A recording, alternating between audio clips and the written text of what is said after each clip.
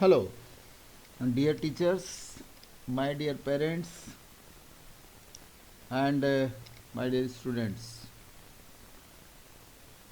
अब बहुत जल्दी टाइम आ रहा है, फोर्थ में से सीबीएसई एग्ज़ामिनेशन स्टार्ट होने जा रहा है।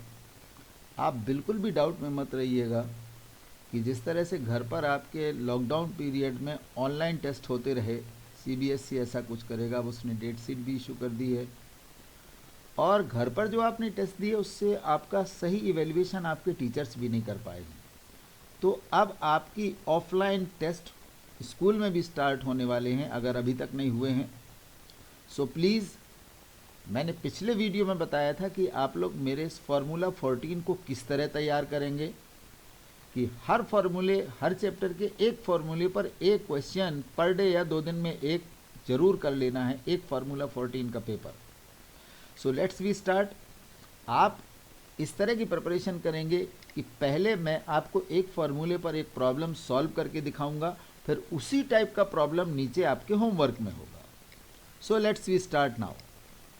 So first question is, first formula है जो हम लोग डिस्कस करने जा रहे हैं। For any two positive integers a and b, HCF of AB into LCM of AB is equal to product of AB। This is the formula 1, correct. Question है, find the HCF of 96 and 404 by the prime factorization method, hence find their LCM। NCERT का question है। So first we will find out the prime factorisation of 96 and 404। Factorisation हो जाएगा 2 to the power 5। बिल्कुल ऐसे निकालना है जैसे आप लोग 6, 7, 8 में फाइंड आउट करते थे। अंडरस्टैंड? 2 4 जा 8, 2 8 जा 16, 2 2 जा 4, 2 4 जा 8, 2 12 जा 24, 2 6 जा 12, 2 3 जा, ये देखिए 2 पावर 5 इंटू 3। ऐसे ही 404 के फैक्टर निकालेंगे तो आ जाएगा 2 स्क्वायर इंटू, मतलब 2 into 2 into 101। Very good. Therefore the HCF of these two integer is, दोनों में कॉमन कौन है? 2 पावर 2, 2 पावर 2 कॉमन है। 2 पावर 5 को इस तरह लिख सकते हैं 2 power 2 into 2 power 3, right now. तो 2 पावर 2 दोनों फैक्टराइजेशन में कॉमन है, that means 2 power 2 4, 4 is the HCF। अगर हमको HCF मिल गया तो LCM हम प्राइम फैक्टराइजेशन से ना जाकर के इस फॉर्मूले से क्लियर करेंगे। HCF of AB into LCM of AB is equal to A into B। We write it directly, LCM of 96 and 404 is equal to product of two number upon HCF of 96 and 404. So when you solve this one, cancel कर दीजिए तो it will be 4 1 जा 4, 4 1 जा 4. When you multiplied 96 into 101, it will be 9696, right? लेकिन इस फॉर्मूले पर आपको प्रैक्टिस क्या करनी है? प्रैक्टिस करनी है, given that HCF of 306 and 657 is 9, LCM of 306 and 657 आपको फाइंड आउट करना है। This question from NCERT, application of this formula. तो फार्मूला 14 का फर्स्ट फार्मूला आपने अच्छी तरह लर्न कर लिया और उस पर ये प्रैक्टिस भी कर ली, और बुक में क्वेश्चन भी दिया हुआ है कि एक्सरसाइज 1.2 का है, देन टैली योर आंसर। अगर इस तरह से हर फॉर्मूले की प्रिपरेशन आप करते चले जाएंगे तो बिलीव मी, एक दिन आप में कॉन्फिडेंस आएगा और आप इतना तो कर ही लेंगे कि आपको अपने स्कूल में उतना परसेंटेज चाहिए जो कॉमर्स या साइंस लेने के लिए हो। 100% आपका आएगा, but you have to follow my all formula 14। अभी ये मैं आपको फर्स्ट एपिसोड दे रहा हूँ, ऐसे मेरे 14 एपिसोड हैं, 14 एपिसोड्स हैं, और हर एपिसोड में, हर वीडियो में 14 क्वेश्चन मिलेंगे, और 14 क्वेश्चन मैं सॉल्व करूंगा और 14 आपको होमवर्क में दूंगा। So next formula is C। Formula है, alpha and beta are the zeros of the quadratic polynomial px is equal to ax square bx plus c। तो इसमें फार्मूला क्या है कि sum of the zeros is minus b upon A and product of the zeros is c upon A. Question मैंने लिया है NCERT से, find the zeros of the quadratic polynomial x square plus 7x plus 10 and verify the relationship between the zeros and the coefficients, correct? So class 9th याद करिए, x square plus 7x plus 10 का middle term 7 को split up करिएगा, 5 2 जा 10, 5 + 2 7, common लेने के बाद 2 factors आपके पास आ जाएंगे, एक आएगा x + 2, एक आएगा x + 5। When you take x + 2 = 0, then it will be x = -2, and x + 5 = 0, then it will be x = -5। It means एक हो गया आपके पास अल्फा और एक हो गया आपके पास beta, correct. Now come to the point, verify the relationship. कहाँ से स्टार्ट करेंगे? Sum of the zeros, it means alpha plus beta होता क्या है? -b/a। ये देखिए -b/a। सो आपके लिए इस क्वेश्चन में a हो जाएगा 1, ये देखिए, b हो जाएगा 7 एंड c हो जाएगा 10। रख दीजिए, no problem. When you put there sum of the zeros, -2 + -5, that is -7, that is equal to -b/a, I mean -7/1. So coefficient of x upon coefficient of x square with minus, verify हो गया। Same product of the zeros alpha into beta, that is equal to -2 into -5, alpha और beta का product, that is the c/a, और c की value क्या दे रखी है? 10/1, so it is 10 = 10, both are hence verified, correct. अब आपको करना क्या है? अगर आपने वेरिफिकेशन करना सीख लिया है, जीरोज निकालना सीख लिया है, तो आपके लिए एक क्वेश्चन दिया है मैंने, example 3 from your NCERT. Find the zeros of the polynomial x² - 3 and verify the relationship between the zeros and the coefficients. ऐसा क्वेश्चंस बच्चों के लिए थोड़ा टिपिकल सा लगने लगता है, क्योंकि उनकी हैबिट क्या होती है, ax² + bx + c इस पॉलिनोमियल को देखने की होती है, जिसमें आपको bx यहाँ नहीं दिख रहा है। तो आप इसके फैक्टर को ऐसे करिएगा, हिंट दे रहा हूँ खाली, a² - b²। 100% you will get the zeros, then verify with the relationship zeros and the coefficient. So एक बार sum of the zeros करेंगे, एक बार product of the zeros, then it will be verified LHS is equal to RHS. So it was the formula number 2, then we take formula number 3. Formula number 3 is from chapter 3. If a1x plus b1y plus c1 is equal to 0 and a2x plus b2y plus c2 is equal to 0, तो एक case लिया है मैंने condition of solubility का कि if a1/a2 is equal to b1/b2 is equal to c1/c2, there are infinitely many solution। अगर ये तीनों रेशियोज इक्वल होते हैं तो यहाँ सॉल्यूशन कैसा होता है? इनफाइनाइट होता है। अब इसमें एक चीज और आप ले लीजिए ध्यान से, इसको देखना है ध्यान से कि अगर आपने यहाँ पर एक चीज का रिवीजन करना है आपको कि इनफाइनाइट सॉल्यूशन में ग्राफ पर लाइन दोनों कैसी जाएगी? कोइंसिडेंट लाइन जाएगी। अगर सॉल्यूशन है तो नेचर कैसा होगा? इनका कंसिस्टेंट हो जाएगा, राइट। सो इसी कॉन्सेप्ट पर, इसी फॉर्मूले पर एक क्वेश्चन हमने लिया है, क्वेश्चन नंबर 3 है हमारा। For what value of k will a pair of linear equations have infinitely many solution? सभी बच्चों को, अगर सभी टीचर्स ये कोशिश करें कि इन फार्मूला 14 के हर फार्मूला पर एक एक क्वेश्चंस इस तरह सॉल्व करा दें और एक क्वेश्चन उनसे खुद करवाएं ताकि बच्चे को प्रैक्टिस हो जाए, आई एम 100% श्योर पास होना तो दूर, बच्चा बहुत अच्छे मार्क्स लेकर आएगा। सो के की वैल्यू फाइंड करना है, कंडीशन है क्या? इनफाइनाइटली मैनी सॉल्यूशंस की। इक्वेशन है kx + 3y - k -3 is equal to 0, 12x + ky - k is equal to. सो सबसे पहली रिस्पॉन्सिबिलिटी है a1 b1 c1 find out करेंगे, a2 b2 and c2 find करेंगे, फिर इन सभी का क्या बनाएंगे? रेशियो, और रेशियो में क्या लगाएंगे? Is equal to. आप अगर फर्स्ट 2 पार्ट्स को लेंगे तो इधर क्रॉस मल्टीपल से k की वैल्यू क्या आ जाएगी? k² 36, k is equal to +-6, okay. लेकिन जब आप सेकेंड पार्ट लोगे और थर्ड पार्ट के साथ क्रॉस मल्टीप्लाई करोगे तो क्या आ जाएगा? 3 × k, 3k is equal to k² - 3k। Simplify करिए इसको अच्छी तरह से, ऐसे k² - 6k is equal to 0, k common ले लीजिए तो k - 6 इज इक्वल टू 0 हो जाएगा। k की एक वैल्यू 0 आएगी और एक 6 इस तरह से आएगी, क्योंकि यहाँ पर भी क्वाड्रेटिक है आपके पास, इसलिए इसके 2 वैल्यूज आएंगी। तो आपने k की 2 वैल्यू फाइंड करके रख ली, एक तो आया +-6 और एक आया 0 एंड 6। ऐसे केस में जहां पर इस तरह की 2-3 वैल्यू आती हैं तो ये देखते हैं कि कॉमन वैल्यू कौन है। सो कॉमन नंबर इस दोनों में कौन है, 6 है। तो k की वैल्यू हमारी इस क्वेश्चन में क्या हो जाएगी, 6 हो जाएगी। करेक्ट। एक्सरसाइज 3.5 का प्रैक्टिस क्वेश्चन आपके लिए है।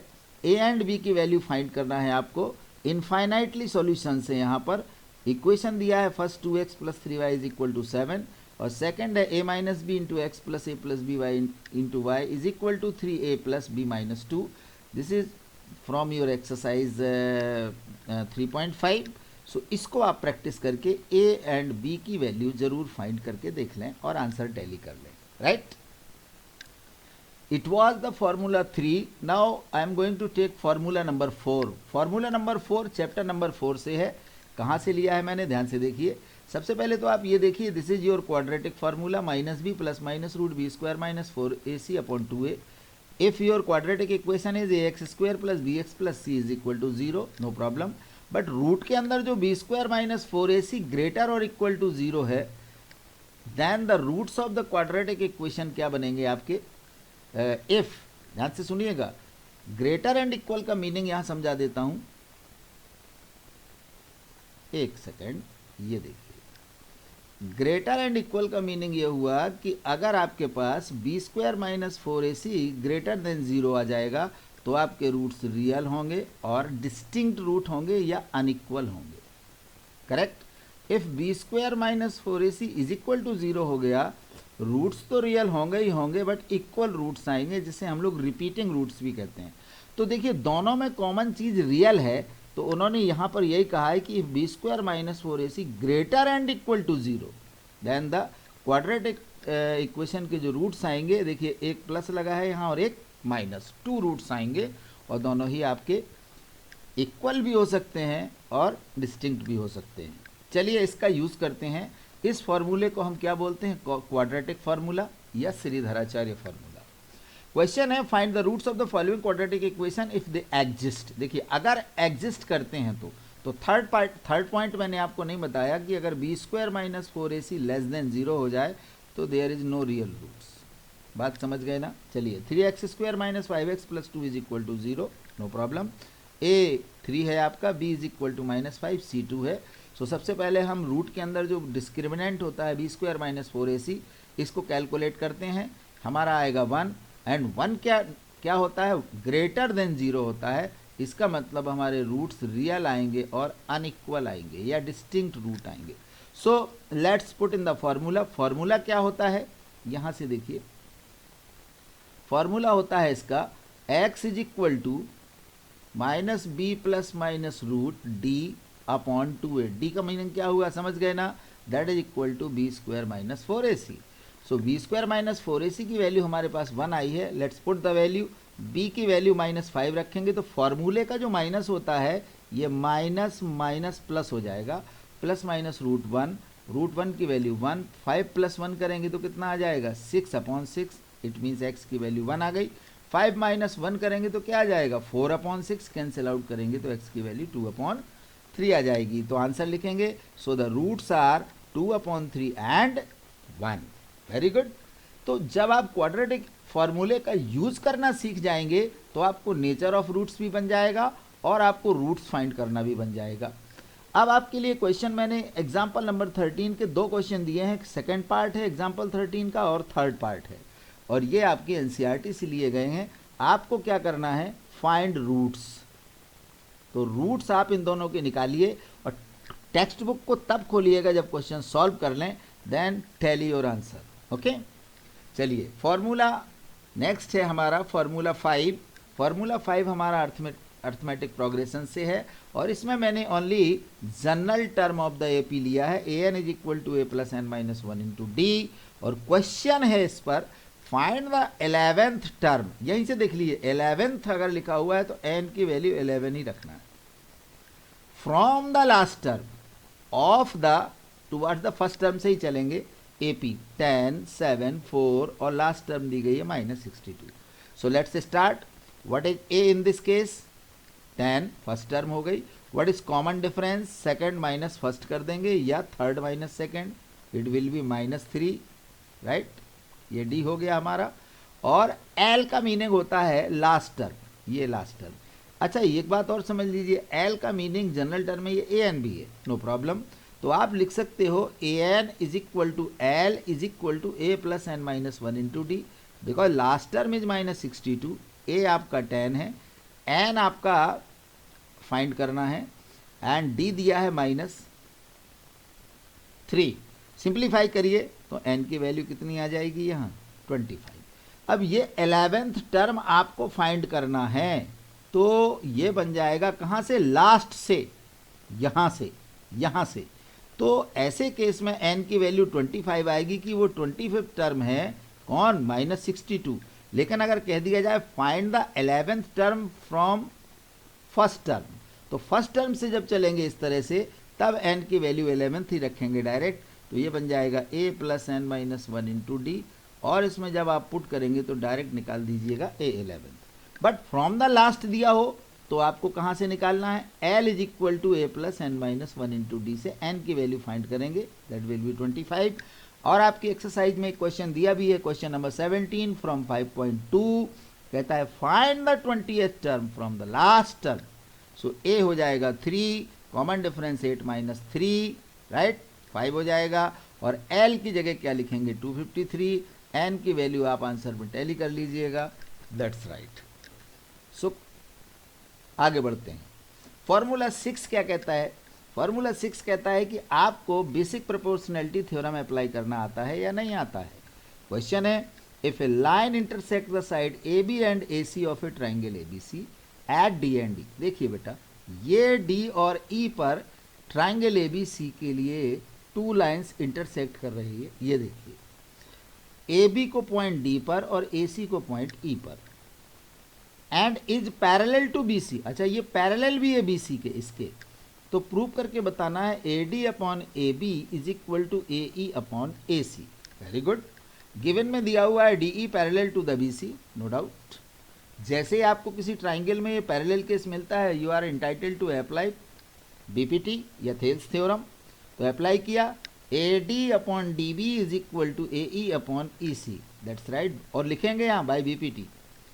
नाउ सेकंड केस, अगर आप इसको रेसिप्रोकल कर देंगे तो D B upon A D हो जाएगा, ये देखिए, एंड ये ई सी अपॉन ए ई। अब क्वेश्चन ये बनता है वाई बी रेसिप्रोकल इट। मैं बताता हूँ, जैसे ही बोथ साइड एडिंग 1 करेंगे हम, तो 1 ऐड करने पर आपका एलसीएम लेने पर ये बनेगा D B plus A D. यहाँ देखिए, D B plus A D become A B, E C plus A E become A C, right, upon A D upon A E. अब मिलाइए जरा, A D upon A B लाना है और आया है A B upon A D. तो जैसे यहाँ रेसिप्रोकल किया था, आप यहाँ भी रेसिप्रोकल कर दीजिए, that is your hence proved. कौन सी थ्योरम यूज की, बाई बीपीटी या थेल्स थ्योरम, करेक्ट।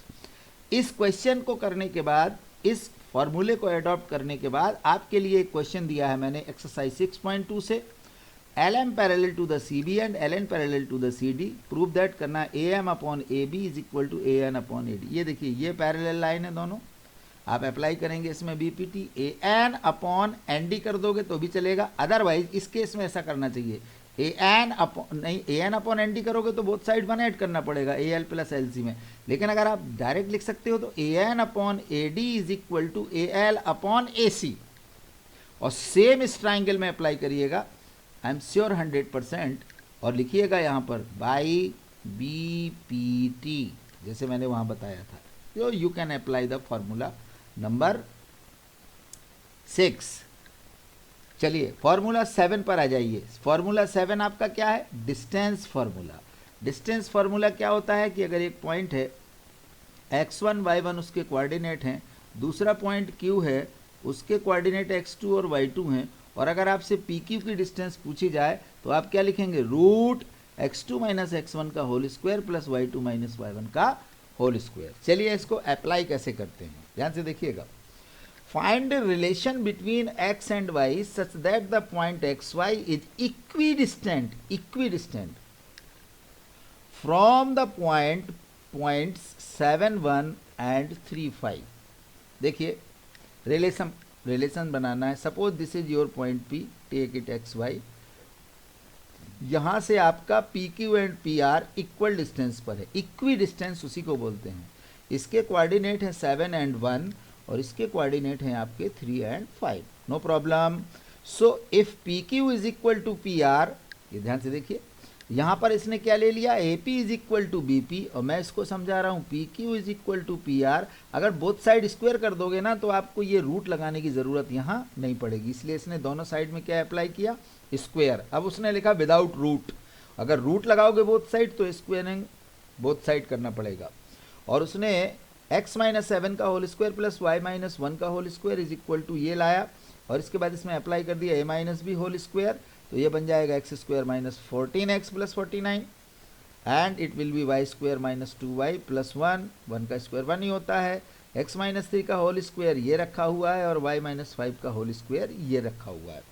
जब आप सभी को कैंसिल करेंगे एक्स स्क्वायर वाई स्क्वायर को, like term one side x और y इधर लाएंगे, तो आप कुछ कॉमन लेके जब कैंसिल आउट करोगे तो आपका मिल जाएगा x minus y is equal to 2। उसने कहा था find a relation between x y, this is the relation between x and y। Understand. अब इस कॉन्सेप्ट के साथ, मतलब डिस्टेंस फॉर्मूले के साथ आपको किस टाइप के क्वेश्चन प्रैक्टिस करने हैं। 7 पॉइंट एक्सरसाइज को ध्यान से देखिएगा। क्वेश्चन नंबर 7 आपके लिए बहुत इंपॉर्टेंट है। Find the point of the x axis which is equidistant. अब कोई पॉइंट x एक्सिस पर है तो y 0 हो जाएगा, x, 0। यहां से ये पॉइंट और ये पॉइंट इक्वल डिस्टेंस पर है तो आप इसी में ले लो, ये हो गया P, ये हो गया Q, ये हो गया R, PQ is equal to PR। Same concept apply कर दो, नो प्रॉब्लम। आपको x की वैल्यू आ जाएगी, इमीडिएट पॉइंट भी पता चल जाएगा। जब x की वैल्यू आ जाए तो आंसर में जरूर लिखिएगा यहाँ पर x की वैल्यू और यहाँ पर 0। ऐसे ही सेम क्वेश्चन रिलेशन वाला है x और y वाला, कि इस पॉइंट से इक्वी डिस्टेंस है दिस 2 पॉइंट, बिल्कुल सेम प्रैक्टिस। अब देखो मजा आएगा सॉल्व करने में। जिसकी समझ में ये क्वेश्चन आ गया होगा ना, ये एग्जाम्पल 4, तो वो मेरे ये दोनों क्वेश्चन कर लेगा।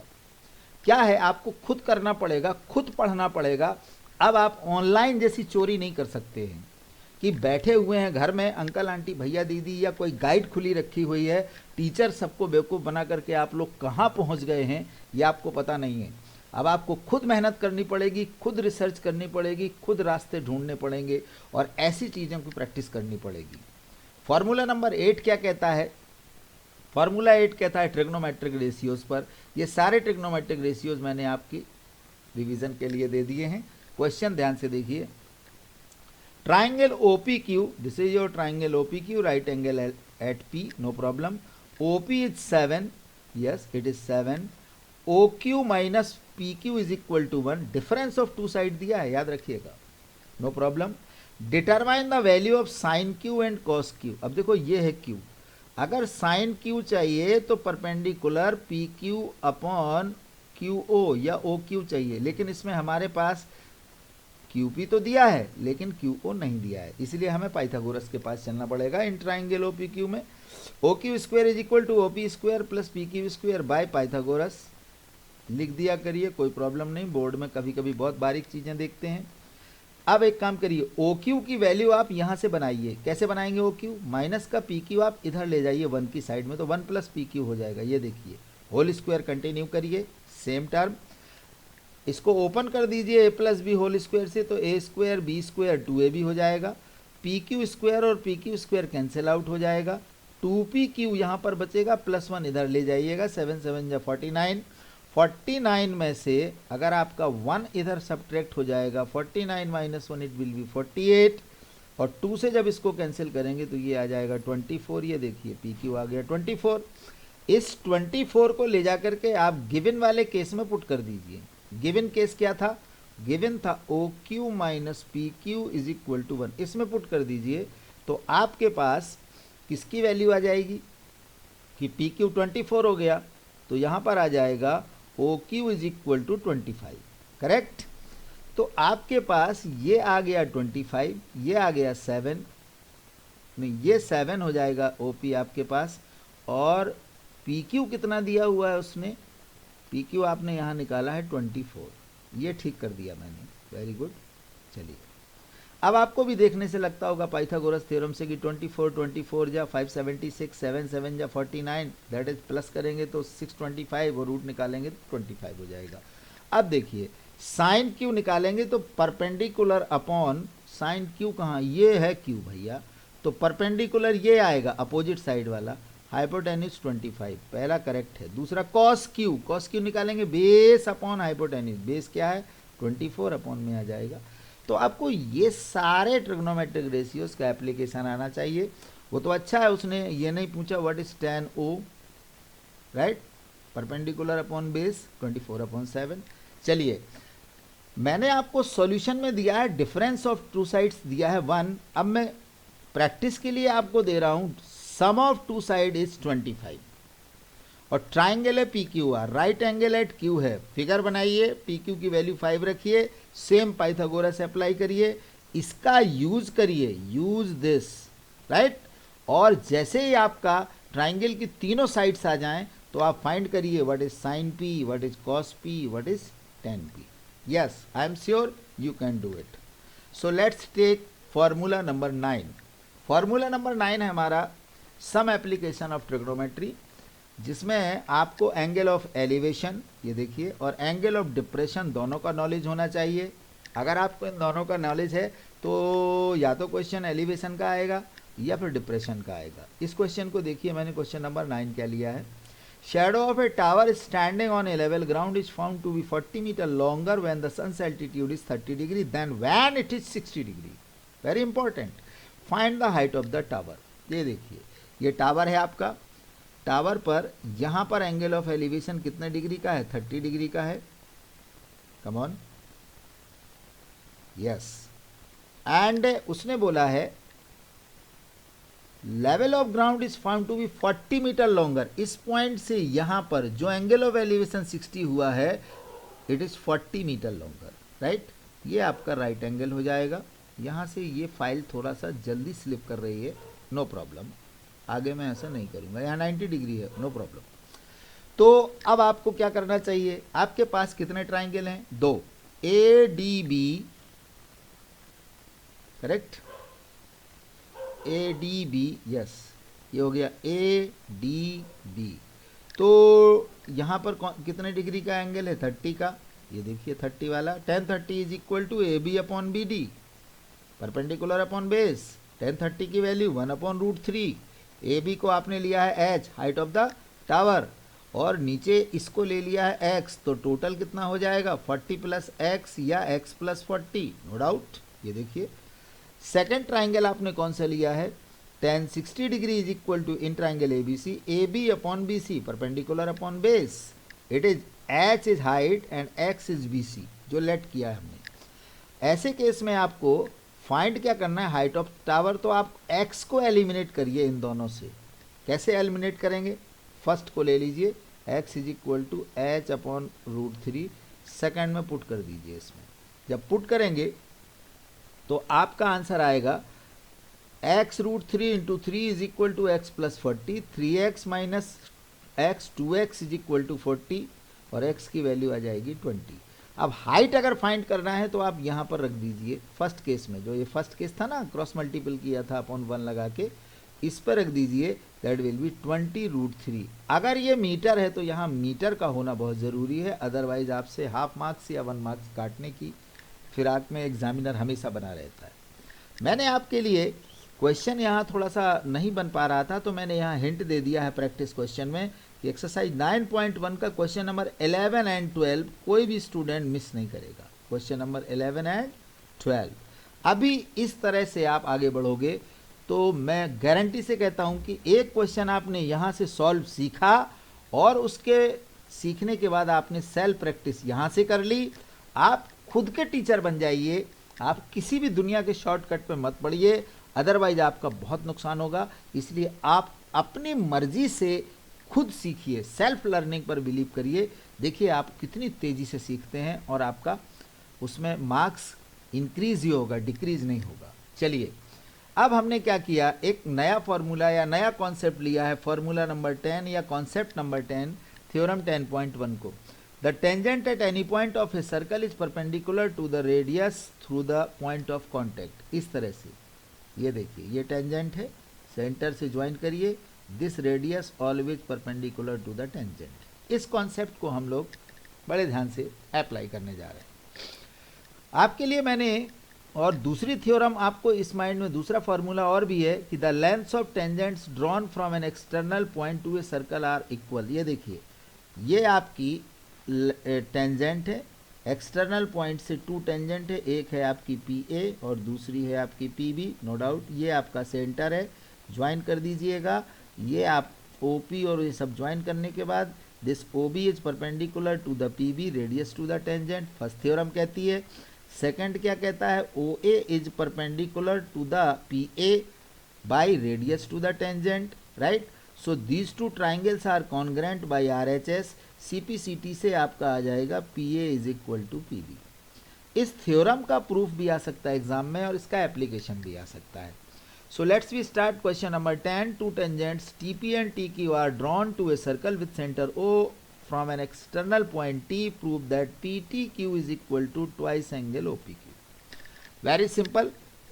ये क्वेश्चन आपके एग्जाम्पल में दिया है, सर्कल चैप्टर का है। और सर्कल को बच्चे अक्सर क्या करते हैं, बहुत सीरियसली नहीं लेते हैं, लेकिन मैं बहुत सीरियस लेता हूँ, आप भी लीजिएगा आज के बाद। आपको जो प्रूव करना है वो ये रखा हुआ है। अब आपने क्या लेट किया, P T Q is equal to theta. ये देखिए, दिस इज थीटा, करेक्ट।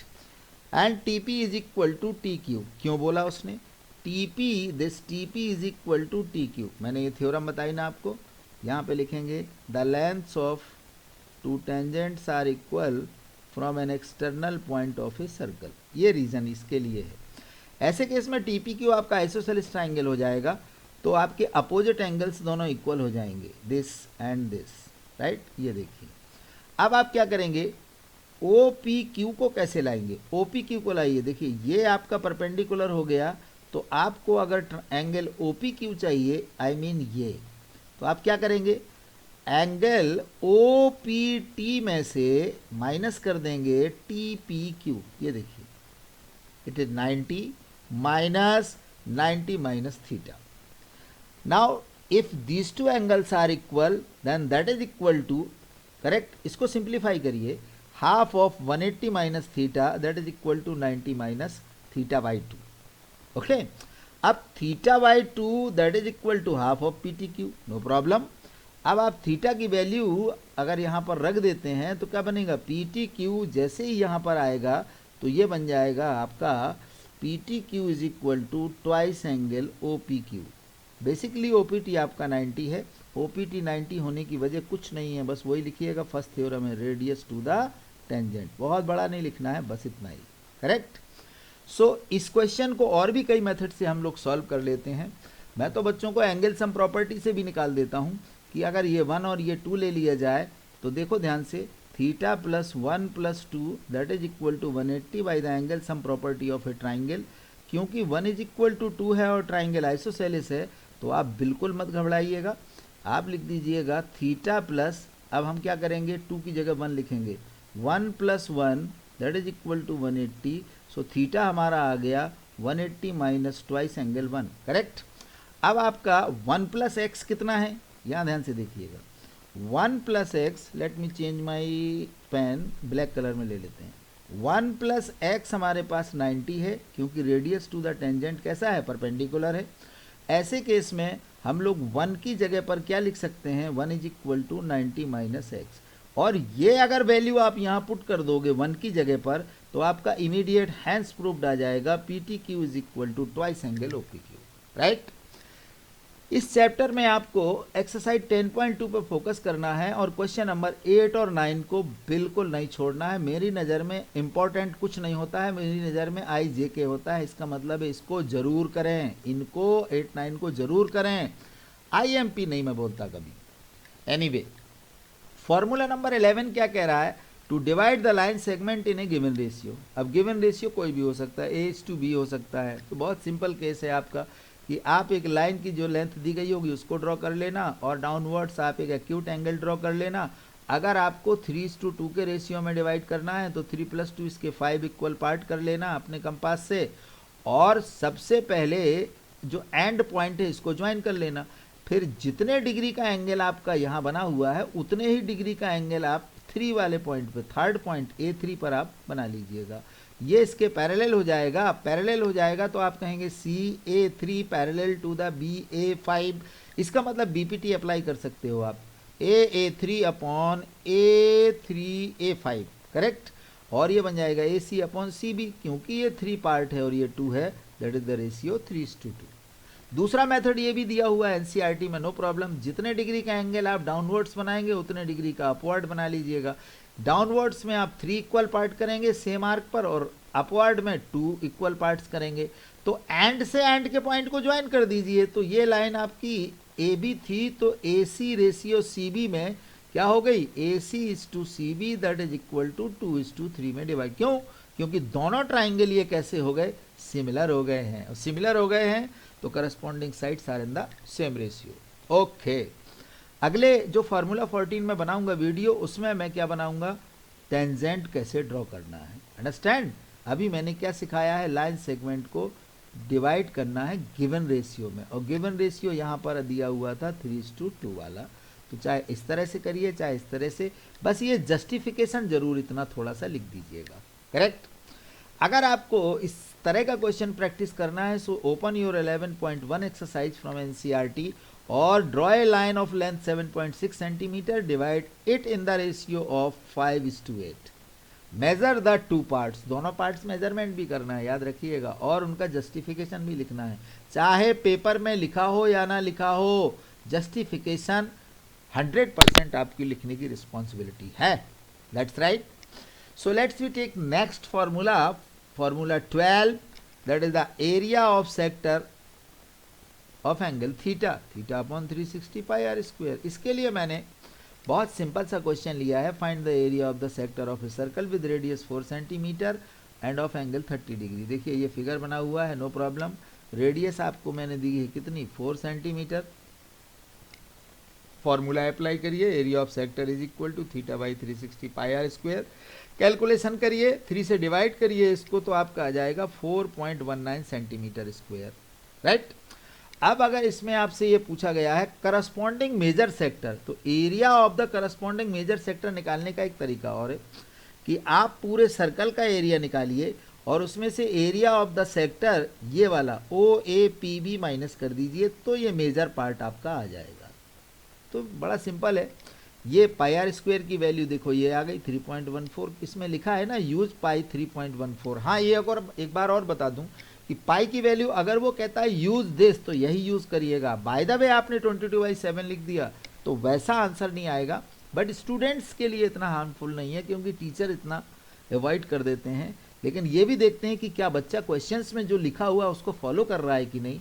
अगर रिटन में दिया हुआ है यूज पाई दिस, तो आप यही यूज करिएगा। So answer is area of corresponding major sector 46.05 centimetre square. 0.5 में से अगर 5 को हटा करके 1 डिजिट आफ्टर द डेसिमल लिखेंगे तो it will be 46.1 centimetre square approx.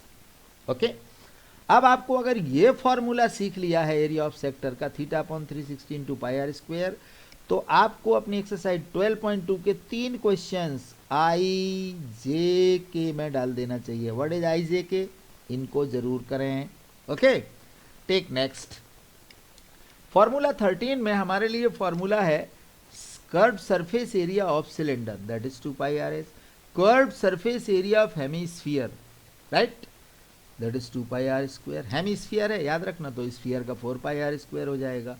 अब अगर दोनों को एक साथ ऐड करके पूछा जाए फॉर्मूले में, तो 2 पाई आर कॉमन ले लेना, H प्लस आर यहां रख देना। See this question is very very interesting question कि Mayank made a bird bath for his garden in the shape of cylinder with hemispherical depression at one end. The height of the cylinder is 1.45 meter. Its radius is 30 centimeter. Find the total surface area of bird bath.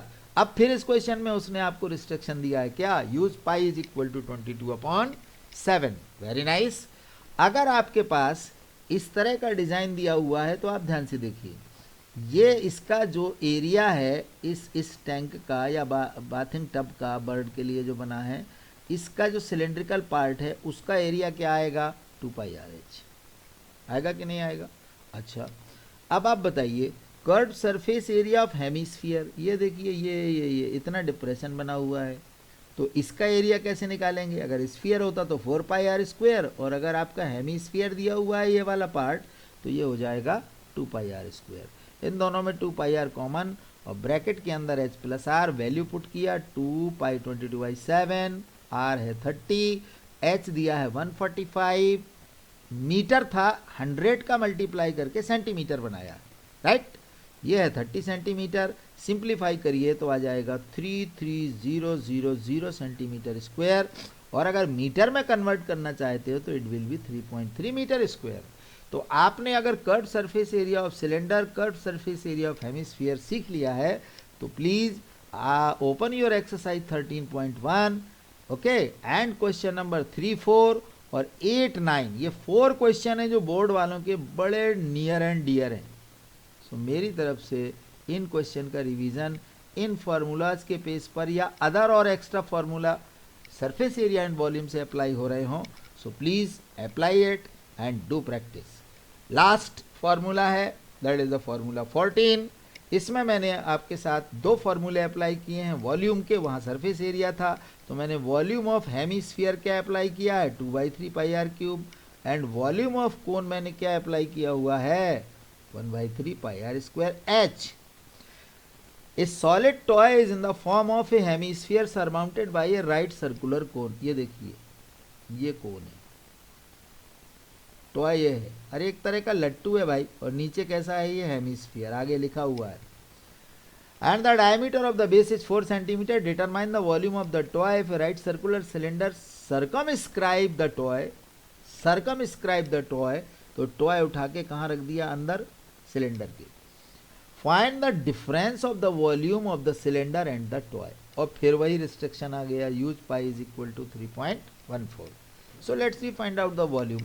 सबसे पहले हम volume of toy निकालेंगे। Toy में नीचे ये कौन सा part दिया हुआ है, हेमिस्फीयर का, जिसका वॉल्यूम क्या होता है, 2/3πr³। ऊपर पार्ट कौन सा दिया हुआ है, ये वाला, ये that is 1/3πr²h, no problem. अगर ये दिया हुआ है, so now put the value and solve it. तो जैसे ही वॉल्यूम ऑफ टॉय आ जाएगा 25.12 सेंटीमीटर क्यूब। अब आप समझ गए ना इनकी वैल्यू रखने के बाद। तो कितना वॉल्यूम चाहिए, volume required, so volume of the right circular cylinder minus volume of the toy. Cylinder का वॉल्यूम क्या होता है, πr²h। ये देखिए ये पाई हो गया, ये r² हो गया, ये h हो गया, minus volume of the toy अभी फाइंड आउट किया है 25.12, सिंप्लीफाई किया, सॉल्व कर दिया, 25.12 सेंटीमीटर क्यूब।